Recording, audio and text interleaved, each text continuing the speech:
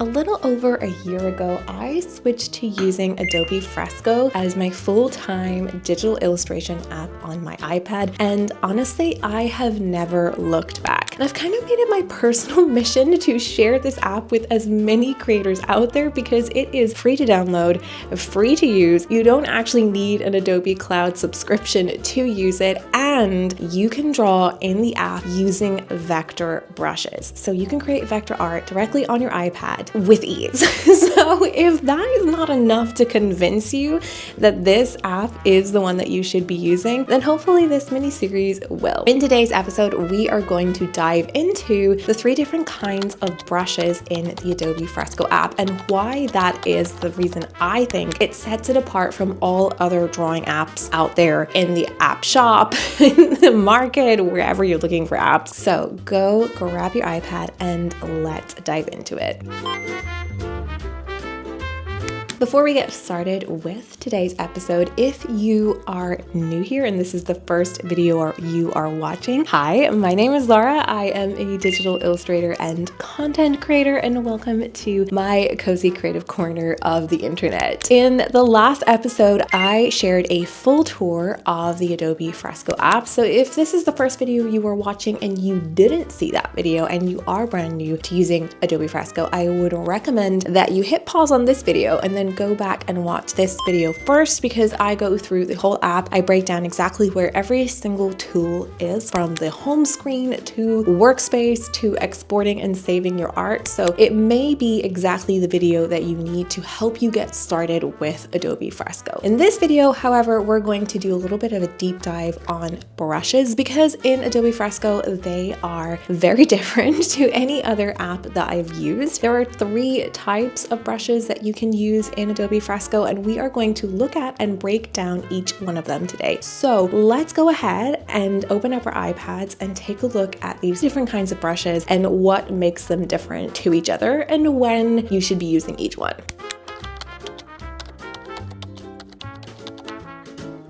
Welcome back to the Adobe Fresco app. Today we're going to dive straight in. We're just going to open up a blank square canvas because we are going to be looking at brushes. There are 3 types of brushes in Adobe Fresco: your pixel brushes, your live brushes, and your vector brushes. Each of these brushes creates a different type of layer. So if you are using a pixel brush, it will create a pixel layer. If you are using a live brush, it also works on a pixel layer. And if you are using a vector brush, that will create a vector. Obviously, these brushes work in different ways, and how you might use them depends on the type of illustration and artwork you create, or what you're intending the artwork to be used for after when you export it from the app. First of all, let's look at pixel brushes. These are the classic brush that you will be familiar with whether you are using Procreate or Photoshop or any other illustration app. As far as I know, there is no other app on iPad that allows you to use vector brushes. So every other app that you are used to using on your iPad is a raster program, which means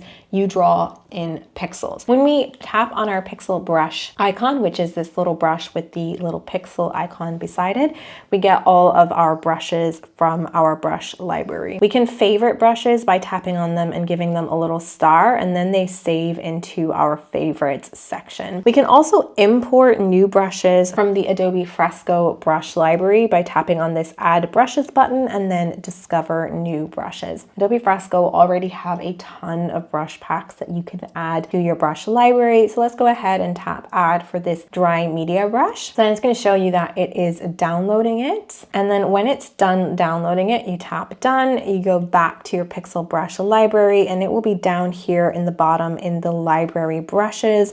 We can see this dry media. So now we can then select and use any of these dry media brushes. To use any brush, you obviously just select it from the library and then draw with it on your canvas. You can also adjust a few things for your brushes. So for example, by tapping on the color wheel tool, you can change the color that your brush draws in. You can change the size of your brush by tapping on this little number here. That's your brush size. So we can slide it up for a bigger brush size.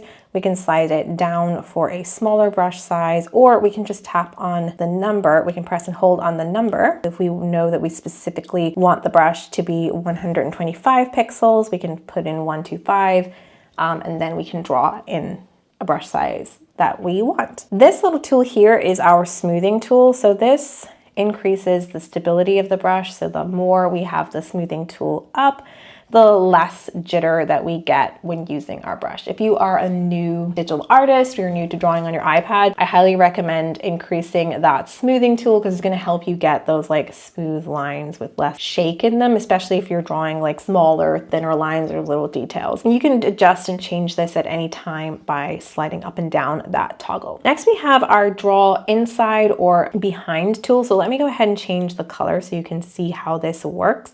When I have this turned on and I draw on a section of my document where there is already artwork, it will only create brush strokes where there is already artwork. This kind of works like a clipping mask in Procreate, for example, if you're a Procreate user. But what's also really cool about the Paint Inside tool is if you start your brush line outside of where you have lines on your canvas, it will draw behind the other lines on the canvas.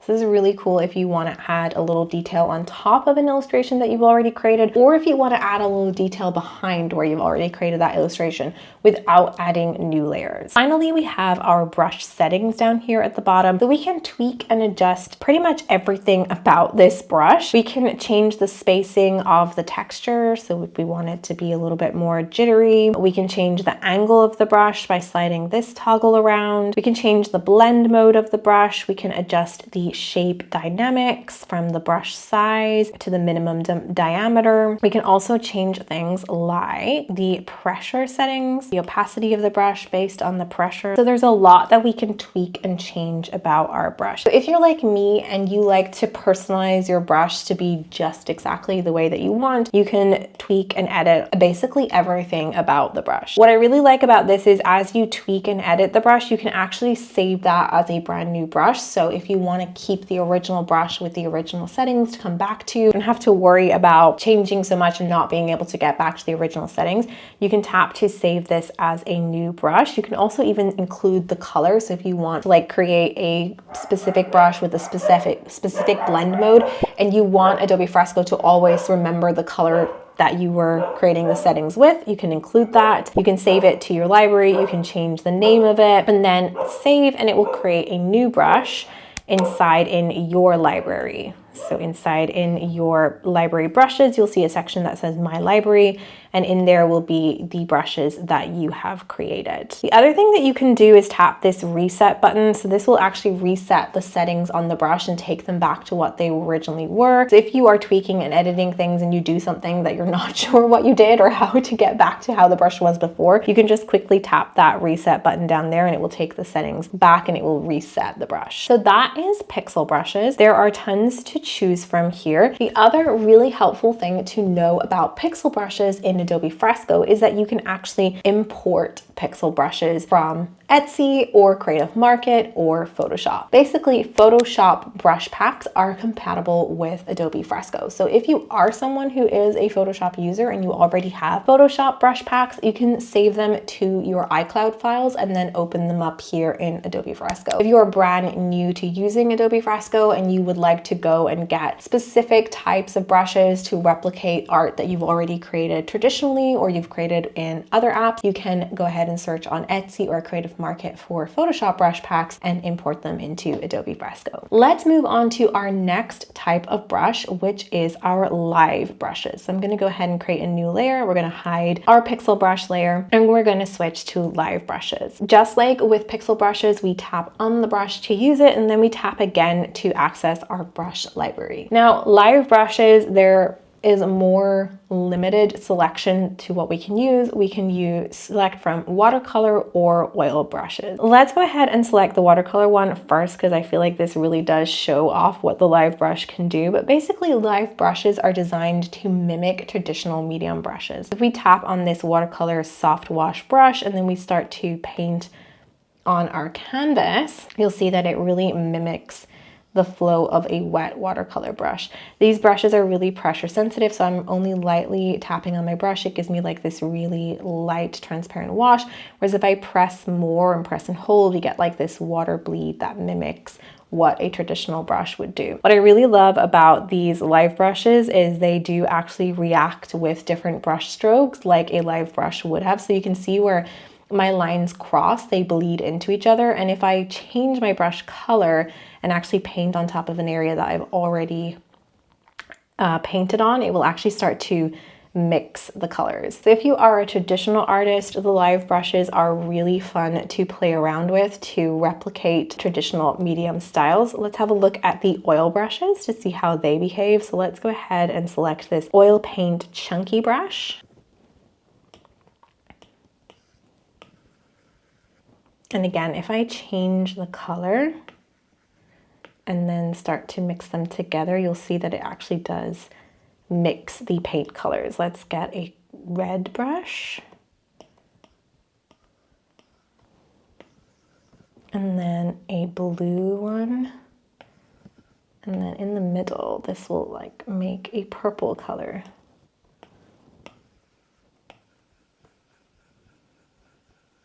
As you can see from the layer menu, live brushes create pixel layers as well. That's why they have the little pixel icon on the layer. We can also change the settings on our live brushes. So again, we can change the brush size. We can change the flow. So that's basically like the opacity of the brush by sliding this toggle up and down. We can do the same with pixel brushes, by the way. You can change the flow, which is the opacity of the brush. This is the paint mix slider. So how much do you actually want the paint colors to mix and interact with each other? If you really don't want them to be like blurring each other out, you can turn this down. And then when you draw over a different color, it doesn't actually mix the colors. Then we have that paint inside and behind tool, just like before. And again, we can change the settings of our brush. We can create new brushes and save them to our library, or we can reset the brush settings if we change too many of them. Let's move on to our third and final type of brush, which is our vector brushes. Vector brushes in Adobe Fresco was the whole reason that I switched to using Adobe Fresco. I don't think there is any other app in the App Store that allows you to create vector art really seamlessly on the iPad. So if you are someone who has been exploring digital illustration a lot and you're looking to moving into doing more client work or licensing your artwork, then you will know that being able to share vector files or have vector files is a very useful thing to have. And often it is one of those barriers that you come up against as a beginner who's trying to move into monetizing your artwork, is not being able to create vector versions of your artwork from artwork in Procreate. That is definitely a massive hurdle that I faced when I started out trying to monetize my artwork or work with more clients. And I actually lost a few projects because I wasn't able to produce vector versions of illustrations that people had seen on Instagram. Now, if you are a Procreate user and you want to learn how to vectorize some of your Procreate artwork that you've already created, I do have a full video here on my channel where I share how to vectorize your layered Procreate artwork in Adobe Illustrator. So if you want to see that method, I recommend that you go and watch this video next. But if you want to be able to create vector artwork directly on your iPad, then you're going to want to know about the vector brushes here in Fresco. So again, when we tap on a vector brush, we tap on the brush to use it and then tap again to access our vector brushes library. There is a limited selection of vector brushes currently available, but Adobe Fresco is working on building out these vector brushes. You can't import vector brushes at the moment, but you can customize the settings in brushes just like with your pixel brushes and your live brushes. And then you have your My Library section here. So you can see I've customized my round brush to be more of a tapered brush rather than a like block-ended round brush. And so this is a brush that I edited and then saved to my library. But there is a pretty decent selection of brushes already available. And depending on your art style, you're probably going to be able to find something to fit your needs. My personal favorite is the basic round brush because it gives a really clean, smooth line. Just like with our pixel brushes and our live brushes, we can obviously tweak and edit our brush as we are using it. We can tap on the color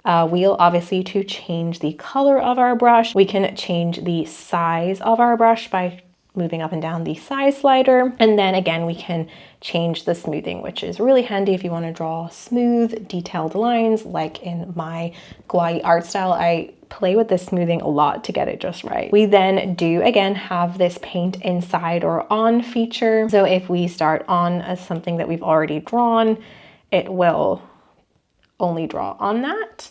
And if we start a line outside of something we've already illustrated, it will draw behind it. Then finally, we have our brush settings again, so we can tweak things again, like the roundness of our brush. So we can change this to have a blocky square end instead of a round end. We can change the angle, we can change the taper. We also have this velocity dynamics with vector brushes, which is really interesting. So if you toggle this up as you're drawing your line moves behind your pen depending on how high this velocity is. If we turn this velocity right up, you'll see that as I move my pen, the line kind of fills out behind my stroke. And again, you can, if you tweak your settings, you can save it as a new brush by tapping on the little 3 dots up here, or you can reset your settings by tapping on this button here. The final thing that was available in all of our brush settings is the Stylus pressure. So you can change this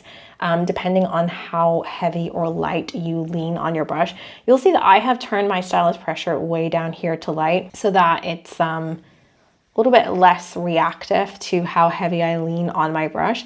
You can also turn this up to heavy so that that makes it a little bit more reactive. So you really have to like give your stylus some pressure to get those thick lines. You can also put it somewhere here in the middle where it's just a little bit more neutral. Again, I like it on light, so I don't need a lot of pressure to get those clean lines. And if I lean heavy on my brush, it doesn't impact the visibility, like the shape of the line as much. That is a general setting, by the way. So if you change your stylus pressure, it will change it for all of your brushes. So that is our brushes in Adobe Fresco. I hope that you found this mini breakdown of the Adobe Fresco brushes helpful and that it is getting you a little bit more excited about using Adobe Fresco for your digital illustrating and drawing and artwork creation needs. I personally converted to Adobe Fresco from Procreate because of the vector brushes. And even though I'm not really a traditional artist, I really love the live brushes and use them a lot when I'm just doing quick little doodles for like personal art practices, when I just need to like get out of my rigidness and like loosen up a little bit. I am a big fan of the Adobe Fresco brushes. I think it's what sets this app apart from all the other apps that are out there for digital illustration. And I know that Adobe Fresco's team are working on making their brushes even better, especially their vector brushes in the future. So this is definitely a watch this space element of this app. In fact, I think this whole app is a watch this space. In the next episode in this mini series, we're going to be looking at color and how you can create color palettes inside in the Adobe Fresco. And I'm going to share with you my secret hack for Procreate users who are switching over to Adobe Fresco and want to quickly replicate the Procreate palettes that they've built and gotten used to inside an Adobe Fresco with literally just a click of a few buttons. So if you don't want to miss out on that episode, be sure to click that subscribe button and turn on that little notification bell so that YouTube will remind you when I upload new episodes. If you have any questions about Adobe Fresco that you would like me to cover in future episodes, be sure to leave those in the comments. And if you are already chomping at the bit to get started, then I recommend that you go back and watch this video from my June monthly live stream here on YouTube, because I do break down how I use Adobe Fresco to create cute kawaii illustration. I will chat with you down there and I will see you in the next episode.